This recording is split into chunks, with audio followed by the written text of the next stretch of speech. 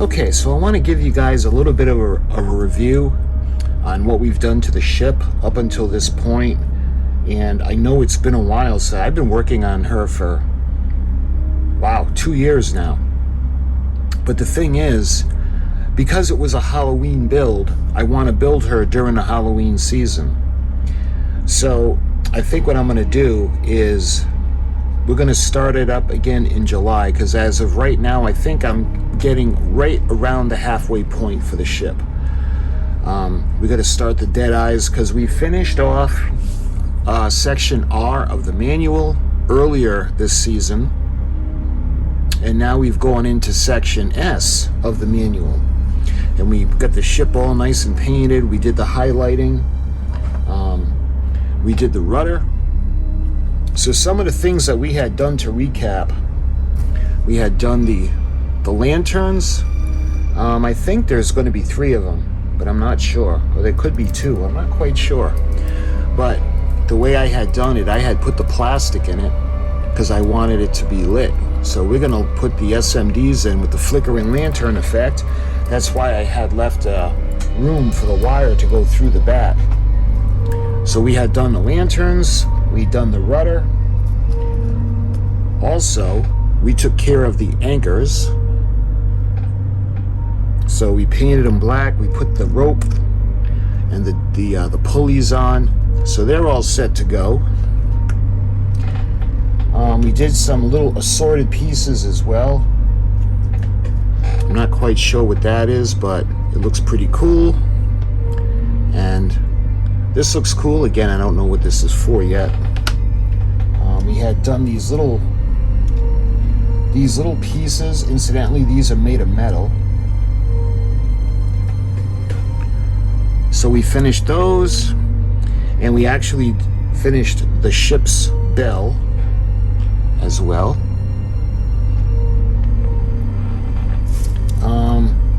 And this plank is actually going to be for the rudder. Let me show you guys.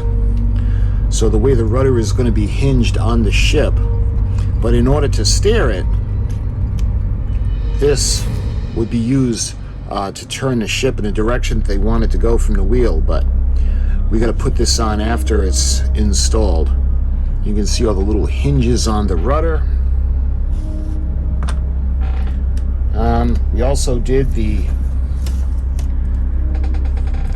little guy who's forever going to be having the bow of the ship in his back, and he's chained up so he can never escape. So he's all ready to be put on the ship. We had done a lot of the areas where the rigging is going to be tied off on the deck.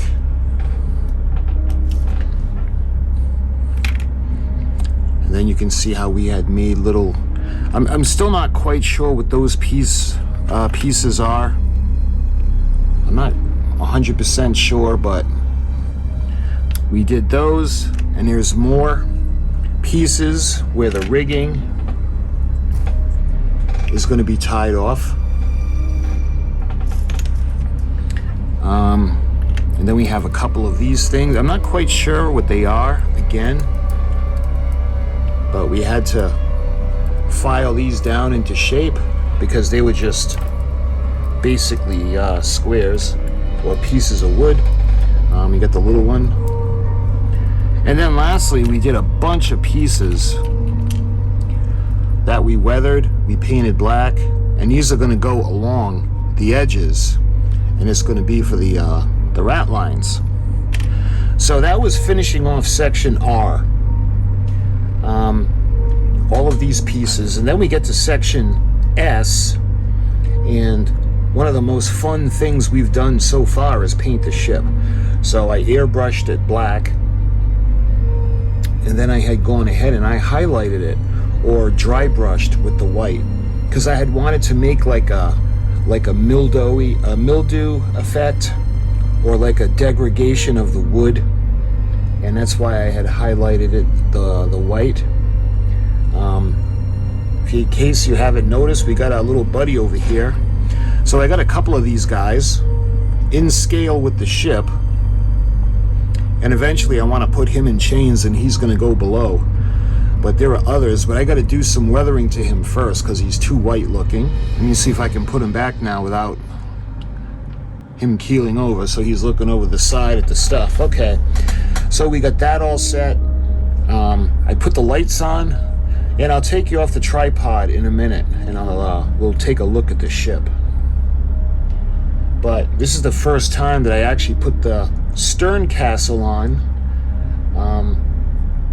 after it was finished and the ship was finished. I do have a support that I'm going to put in the back. Let me show you.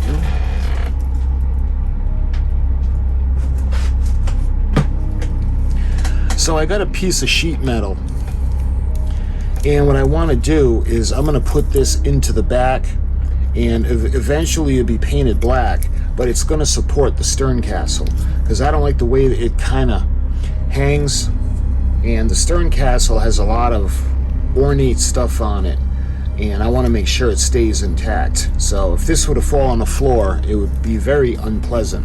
So I'm going to run this. I'm going to cut it and double it up so it's a little stronger, and we're going to secure it into the bottom of the ship underneath the battery pack, and then this is going to come out and we're going to support the stern castle. That way there we won't have to worry about it falling off. So I'm going to take you off the camera and we're going to check out the Dutchman with the stern castle on for the first time.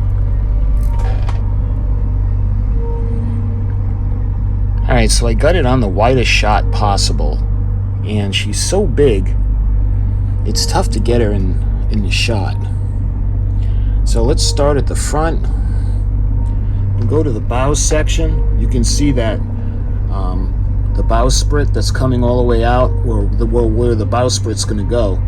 We got to put the grate, we have to build it out and we have to put it in and get that all nice and secure. You can see going back to the front, going down, you can see the keel going down to the bottom of the hull, and then we come across. Now you can start to see the lights.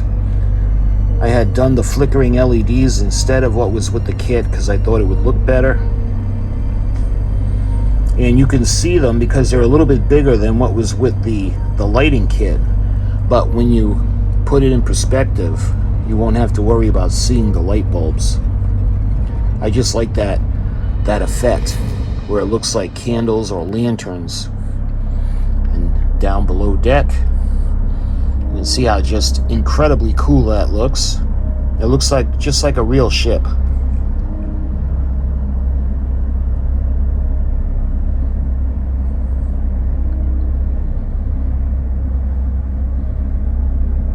And we have the little ghouls that are around the cannon openings. Again, you can see the wood all weathered, distressed, degraded, a little bit of mildew, constantly exposed to the ocean, constantly wet. Coming back towards where the stern is going to be, you can see where the rudder is going to be. Then we come up and you can see the stern castle on the ship for the first time. And doesn't that look really cool?